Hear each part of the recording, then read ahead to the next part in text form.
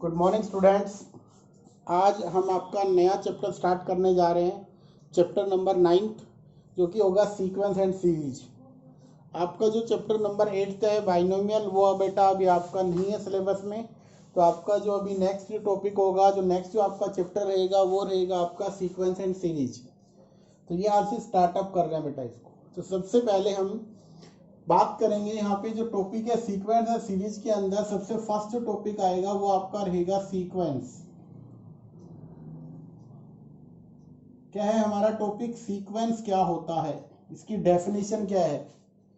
एक सिंपल सी बात आती है, जब भी हम सीक्वेंस की बात करते हैं तो सीरियल नंबर हमारे पास आता है कि जैसे हम दिमाग में आता है कि सीक्वेंस जैसे 1, उसके बाद 2, उसके बाद 3, इसके बाद 4।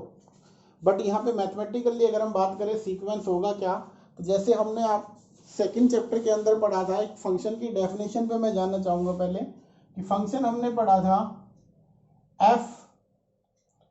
अगर हमारे पास एक फंक्शन है, let it will be natural number, यहाँ पे जो भी सेट होगा, एनी सेट कुछ भी हो सकता है, या हमने मान लिया x to y, और आप क्या कहते थे कि f ऑफ x क्या बनता था? y।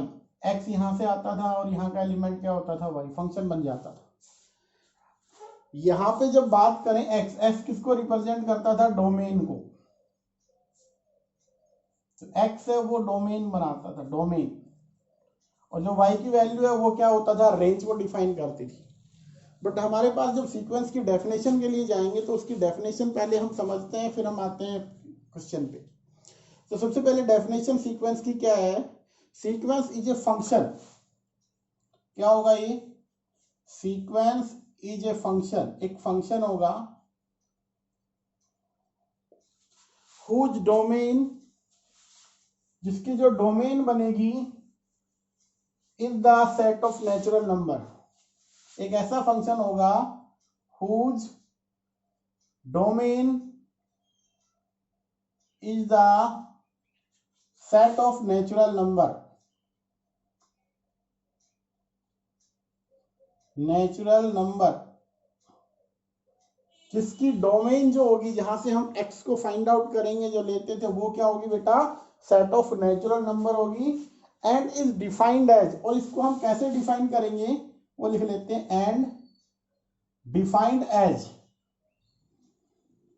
ये एक फंक्शन होगा whose domain is the set of natural number, जिसकी डोमेन क्या होगी? सेट ऑफ नेचुरल नंबर होगी। और जिसको डिफाइन कैसे करेंगे वो हम यहाँ पे लिख देते हैं कि ए एन, यहाँ पे वो एफ एन बनेंगे, फंक्शन बनेंगे for all N.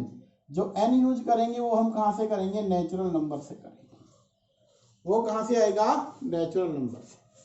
For example जैसे यहाँ पे हमारे पास है एक फंक्शन है एफ, और इसकी जो डोमेन बनेगी वो आपके पास बनेगी नेचुरल नंबर। डोमेन क्या होगी? नेचुरल नंबर रहेगी। यहाँ से 1, 2, 3, 4, 5 अप टू आई। तो यहाँ पे बनेगा F1, F2, F3, F4, ये आपके पास बनते चले गए। तो जैसे अगर हम बात करें यहाँ पे an, ये an किसको रिप्रेजेंट करेगा? nth टर्म को। ये किसको रिप्रेजेंट करेगा? an रिप्रेजेंट करेगा nth टर्म। उस सीक्वेंस की कौन सी टर्म होगी? nth term. जैसे यहाँ पे अगर मैं n को 1 लूं तो मेरे पास बना a1, तो यहाँ पे क्या आएगा? f1। अगर हमने n को 2 लिया तो ये बनेगा a2, और यहाँ से क्या आएगा? f2। हमने यहाँ पे लिया a3, हम क्या करेंगे? f3। इस तरीके से सीक्वेंस बन जाएगी।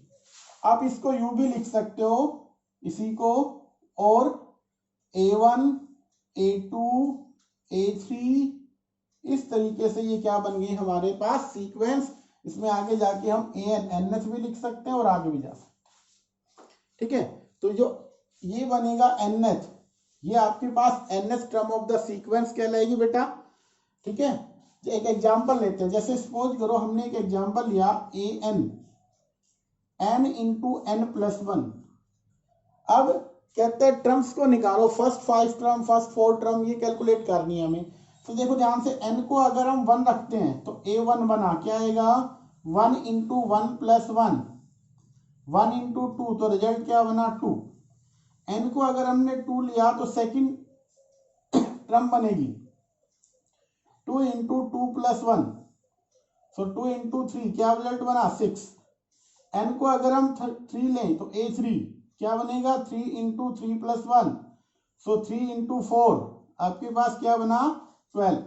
तो ये क्या बन गई सीक्वेंस की फर्स्ट टर्म क्या है a1 जो कि 2 है, सेकंड टर्म सीक्वेंस की क्या है a2 जो कि 6 है, थर्ड टर्म इस सीक्वेंस की क्या है, और ये क्या कहलाएगी nth टर्म ऑफ सीक्वेंस। क्या बोलेंगे इसको nth term of sequence.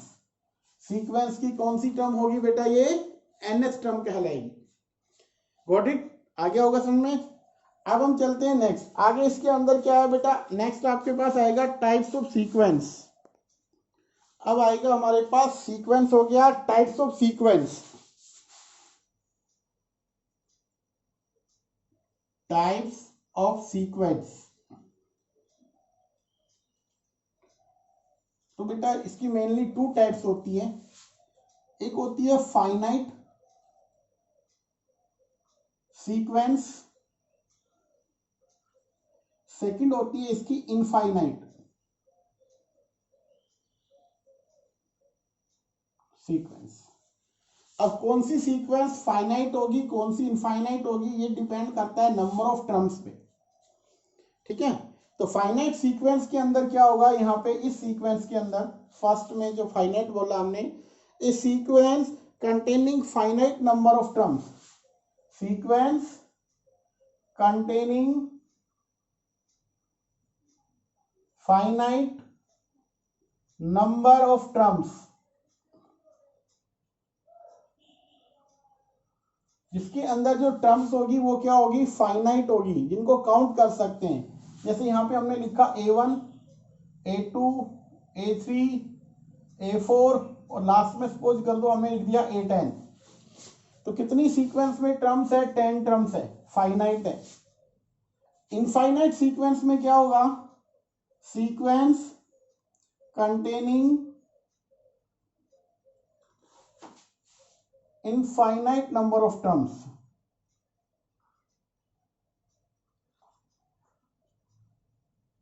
Example जैसे यहाँ पे a1 a2 a3 up to an फिर आगे चलेगी, जिसमें लास्ट सीक्वेंस बढ़ती हुई चली जाएगी, हमारे पास गिवन नहीं होगी। जैसे एक एग्जाम्पल लेते हैं, सपोज करो फाइनाइट का देखते हैं, तो यहाँ पे आया 2 4 8 और मान लीजिए 10th लिखा हमने, यहाँ पे लिख दिया 1024।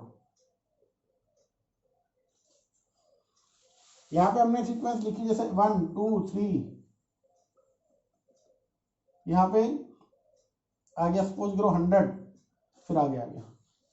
तो ये सीक्वेंस बन गई इनफाइनाइट और ये कैसी बनी फाइनाइट। दो तरीके से सीक्वेंस हमारे पास आएगी, एक फाइनाइट होगी और दूसरी क्या रहेगी हमारे पास इनफाइनाइट सीक्वेंस। फाइनाइट सीक्वेंस के अंदर क्या होगा, नंबर ऑफ जो टर्म्स बनेगी वो फाइनाइट होगी, और इनफाइनाइट में क्या होगा, नंबर ऑफ टर्म्स क्या रहेगी not finite that is infinite, उनमें लास्ट टर्म हमें नहीं गिवन होगी, हमें मालूम नहीं होता। फिर हमारे पास आती है सीक्वेंस सॉरी सीरीज। सीरीज क्या होगा, तो आपके पास क्या था, let a1 a2 a3 a4 be a sequence, एक सीक्वेंस है बेटा ये हमारे पास, ठीक है ना। देन द एक्सपेंशन, कौन सी expansion, a1 plus a2 plus a3 plus a4, ये जो एक्सपेंशन बनेगी इसको बोलेंगे is called series, is called series. इसको सिंपल है, हमारे पास सीक्वेंस की जो टर्म्स होगी उनका हम सम करेंगे तो सम क्या रिजल्ट देगा, सीरीज। उन टर्म्स का जो सम होता है बेटा वो किसको डिफाइन करता है, सीरीज को डिफाइन करता है, तो वो हमारे पास क्या होगी, सीरीज बनेगी, ठीक है। अब देखते हैं आगे, इसमें इसके अंदर भी 2 टाइप से होगा सीरीज। अगर नंबर ऑफ टर्म्स या फाइनाइट सीक्वेंस है तो फाइनाइट सीरीज, और इनफाइनाइट सीक्वेंस है तो इनफाइनाइट सीरीज।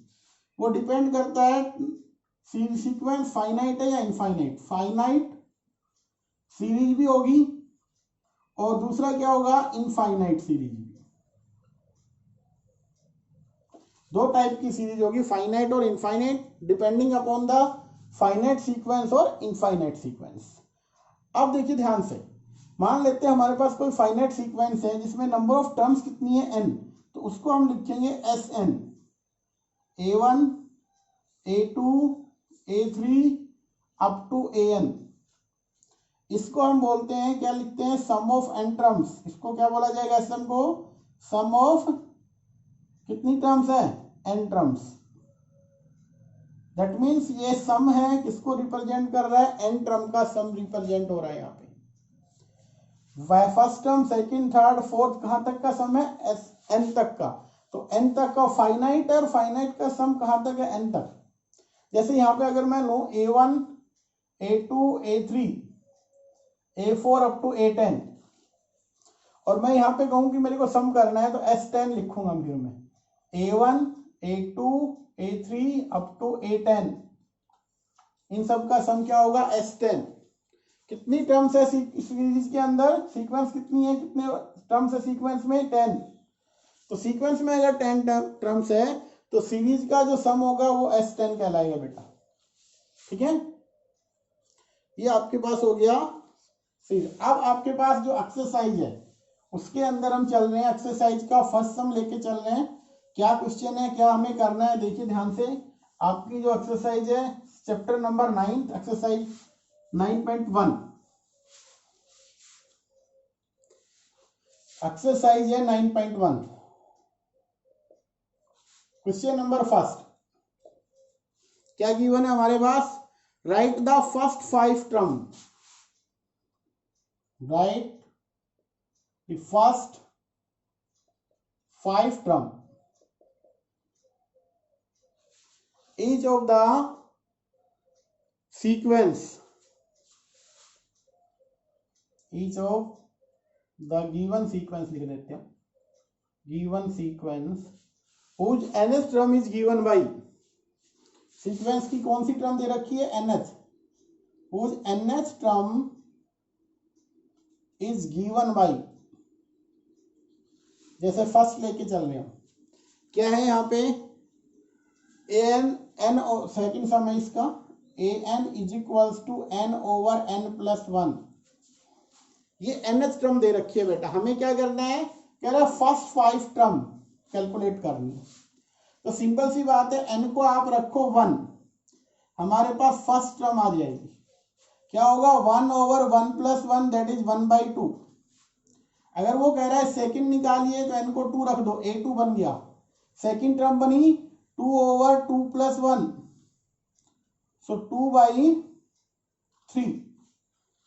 ठीक है, अगर वो कह रहा है n को 3 रखना है तो a3, 3 ओवर 3 प्लस 1, 3 ओवर 4।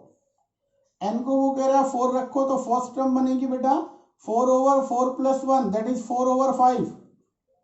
और अगर वो फिफ्थ के लिए कह रहा है फिफ्थ टर्म, तो n5, तो यहाँ पे बना 5 ओवर 5 प्लस 1 दैट मीन्स क्या बना, 5/6। तो आपके पास जो टर्म्स बनी फर्स्ट 5 टर्म वो कैलकुलेट हो चुकी है। ये था आपका सेकंड क्वेश्चन। अब इसी का एक क्वेश्चन नंबर 5, कौन सा है, क्वेश्चन नंबर 5 इसी में है। तो आपके पास जो nth टर्म दे रखी है वो क्या दे रखा है, an is equals to -1 raise to power n, -1 और 5 raise to power n plus 1। देखो ध्यान से, क्या है कुछ गिवन है हमें, -1 raise to power n-1 multiply 5 raise to power n-1, ये हमारे पास बेटा गिवन है। अब हमें क्या करना है, वो कह रहा है फर्स्ट 5 टर्म को कैलकुलेट करना है। तो फर्स्ट 5 टर्म को कैलकुलेट करना है, आपको क्या रखना है, सबसे पहले जैसे हमने इसमें लेफ्ट में कर रखा है, आपको उनकी वैल्यू रखनी है। क्या कुछ रिजल्ट होगा वो देखते हैं अभी। तो सबसे पहले हमें क्या रखना है, n को 1 लेना है।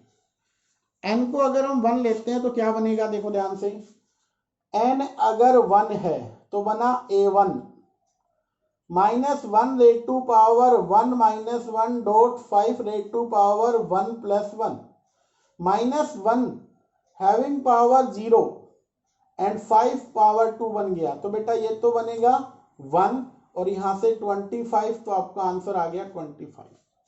बन गया यहाँ से। अभी फिर हम चलते हैं नेक्स्ट के ऊपर। सेकंड टर्म n को आपको लेना है 2, तो a2 minus 1 raise to power 2 minus 1 dot 5 raise to power 3। जैसे ही आप 2 रखोगे 2 प्लस 1 3, माइनस 1 हैविंग पावर बना 1, और यहाँ पे 5 रेट टू पावर 3 होता है 125, तो आपका आंसर आएगा माइनस का 125। ठीक है, फिर हमने क्या करना है, n को 3 लेना है बेटा, a3 minus 1 raise to power 3 minus 1 2 बन गया, और 5 3 हुआ तो क्या बना 4 पावर। तो यहाँ देखो माइनस 1 रेट टू पावर 2, ये तो पॉजिटिव बन गया, 5 रेट टू पावर 2 625। ठीक है, इस तरीके से हमें क्या करना है, n को 4 लेना है और n को 5 लेना है। 4 लेंगे तो a4 क्या बनेगा, minus 1 raise to power 3 and 5 raise to power 5। इसी तरीके से a5 minus 1 raise to power क्या बनेगा 4 और 5 रेट टू पावर 6। देखो यहाँ पे माइनस 1 तो नेगेटिव आएगा। ठीक है, अब 5 रेट टू पावर 5 ये आपको देख लेना है कितना बनेगा 3125, और यहाँ से ये पॉजिटिव आएगा क्योंकि पावर 4 है माइनस 1 की, तो ये बनेगा 15625। तो बेटा ये हमारे पास क्वेश्चन फर्स्ट जो है उसमें हमें ये वाले काम, मतलब ये क्या करना था, n टर्म 5 टर्म निकालनी थी, तो आपको सिंपली क्या रखना है, n को 1 2 3 4 5 रखोगे, आपको आपका आंसर मिल जाएगा। देखो बेटा क्या गिवन है, find the indicated term in each of the following sequence whose ns term are. हमारे पास क्या है, ns टर्म गिवन है, कैलकुलेट क्या करना है, indicated term, that means a17 निकालना हमें, और सेकेंडली a24 निकालना है। a17 निकालेंगे तो दैट मीन्स n की जगह हमें क्या रिप्लेस करना है 17, तो यहाँ 4 इंटू 17 माइनस 3, तो यहां से इसकी 4 के साथ मल्टीप्लीकेशन कर लीजिए, कितना हो जाएगा 68 माइनस 3, तो आपके पास 65। फिर हमें 24, n को 24 रख दीजिए यहाँ पे, 4 इंटू 24 माइनस 3, 96 माइनस 3 93। टेंशन देखिए, an given to be this, find out a20, here n is equals to 20, we get a20, here 20 minus 2 over 20 plus 3, so 20 multiply 18 divide by 23, 360 divide by 23। ठीक है, तो ये हमें करना है। अब नेक्स्ट जो हमारे पास क्वेश्चन है, क्वेश्चन नंबर आपके पास बेटा 11 to 13, उसमें क्या करना है, right the 5 next term each of the following sequence from 1 to 13, obtain the corresponding sequence. हमें क्या बनाना है, फर्स्ट 5 टर्म भी कैलकुलेट करनी है और साथ में उनकी हमें सीक्वेंस भी बना के देनी है।